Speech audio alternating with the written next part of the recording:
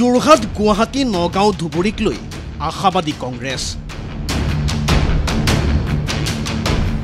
যোৰহাট আৰু গুৱাহাটীত ৰাইজে খেলিছে নিৰ্বাচন এই দাবী প্ৰদেশ কংগ্ৰেছৰ সভাপতি ভূপেন বৰাৰ ধুবুৰীত ইতিমধ্যে আজমল ডাঙৰীয়া সাংঘাতিকভাৱে পৰাজয় হৈছে নগাঁওতো বিজেপিয়ে নিজেও গন্তিত ধৰা নাই যোৰহাটত মুখ্যমন্ত্ৰী ডাঙৰীয়া বহি লৈছিলে আৰু মই এইটো আপোনাক ক'লোঁ যোৰহাট গুৱাহাটী মানুহে এইবাৰ ৰাইজে ইলেকশ্যন খেলিছে কংগ্ৰেছৰ প্ৰাৰ্থী আছিলে কিন্তু ইলেকশ্যন ৰাইজে খেলিছে গতিকে ৰাইজে যেতিয়া ইলেকশ্যন খেলে ফলাফল কি হ'ব আমি সকলোৱে বুজি পাওঁ আৰু চাব বিজেপিত লাহে লাহে কি হয় এতিয়াতো অশোক শৰ্মাই মুখ খুলিছে ৰাজেন গোহাঁয়ে মুখ খুলিছে 4 জুনৰ পাছত চাব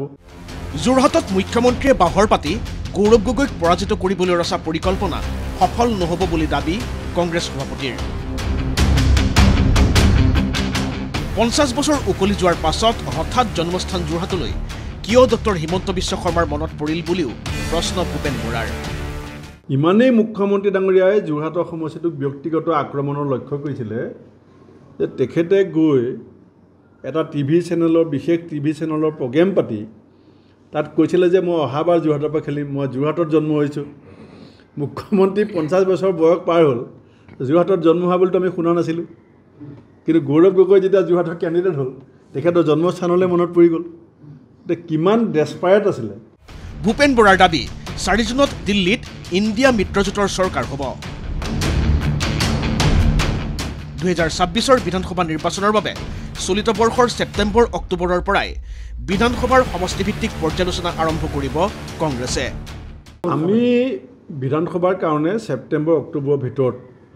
আমি সমষ্টিভিত্তিক যি ধৰণৰ প্ৰস্তুতি লাগে কোনে প্ৰাৰ্থী হ'লে ভাল হ'ব আৰু মণ্ডল বুথ আজি আমি কাৰ্বি আংলং ৱেষ্ট কাৰ্বি আংলং কথা পাতিছোঁ যে আমাৰ জিলা কংগ্ৰেছত যদি কিবা সংযোজনৰ কথা আছে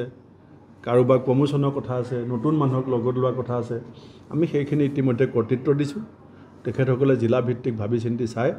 নিজৰ নিজৰ সংগঠন শক্তিশালী কৰিবৰ কাৰণে যি ধৰণৰ কাৰ্যকলাপ ল'ব লাগে এতিয়া পঞ্চায়ত ইলেকশ্যন আহি আছে পাহাৰত বাৰু নাই পঞ্চায়ততো আমি সিদ্ধান্ত লৈছোঁ যে আমি কোনো জিলা কংগ্ৰেছক কোনো ধৰণৰ হস্তক্ষেপ নকৰোঁ আনহাতে মুখ্যমন্ত্ৰীয়ে প্ৰশাসন চলোৱাত ব্যৰ্থ হোৱাৰ বাবেই একাধিক অসম কেডাৰৰ IAS IPS বিষয়াই অসম এৰিব খুজিছে বুলিও মন্তব্য ভূপেন বৰাৰ আজি মুখ্যমন্ত্ৰী আচৰণৰ কাৰণে আজি অসম এৰি পেলাই গুচি গৈছে ডেপুটেশ্যনত আপোনালোকে গম পায় এইটো সৰু কথা নহয় কিমান অদক্ষ আৰু অপৰিপক্ক প্ৰশাসক থাকিলে IAS IPSে নিজৰ ৰাজ্যখন এৰিব বিচাৰে ছিনিয়ৰ IAS IPS অফিচাৰ এতিয়া অসম এৰি যাব বিচাৰিছে কাৰণ তেওঁ কাক ক'ত কেতিয়া কেনেকৈ ব্যৱহাৰ কৰিব লাগে এইটো নাজানে ৰাজ্যখনৰ যিটো এতিয়া প্ৰশাসনিক যিটো ভেকুৱাম সৃষ্টি হৈছে এইটো কেৱল এজন মুখ্যমন্ত্ৰী আচৰণ ইফালে নগাঁও আসনত তীব্ৰ প্ৰতিদ্বন্দ্বিতা হ'ব বুলি স্বীকাৰোক্তি মন্ত্ৰী জয়ন্ত মল্ল বৰুৱাৰ মন্ত্ৰীগৰাকীৰ দাবী নিৰ্বাচনত বিজেপি মিত্ৰজোঁটে 12ৰ পৰা 13খন আসন লাভ কৰিব যিটো পৰিৱেশ ইয়াৰ পৰা অতি কমেও 12খন আসন আমি বিজয়ী হ'ম ভাৰতীয় জনতা পাৰ্টি আৰু মিত্ৰ দলৰ 12খন আসন থাকিব এখন আসন তুমুল প্ৰতিদ্বন্দ্বিতা হৈছে আৰু এখন আসন আমি নিজিকো বুলি ক'লেও ভুল নহয় গতিকে আমি 12ৰ পৰা 13 হ'ব পাৰোঁ গতিকে 12-13ৰ ভিতৰতে থাকিব চাওক ধুবুৰী আসনখন এতিয়া যিটো পৰিৱেশ আমি যি ইনফৰমেশ্যন পাই আছোঁ যে সেই ইনফৰমেশ্যনত তিনিকোণীয়া প্ৰতিদ্বন্দ্বিতা হৈছে কিন্তু মুখ্য প্ৰতিদ্বন্দ্বিতা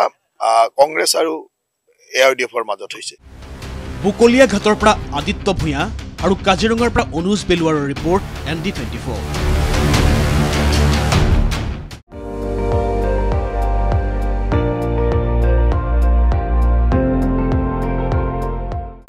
আপুনি চাই আছে ND24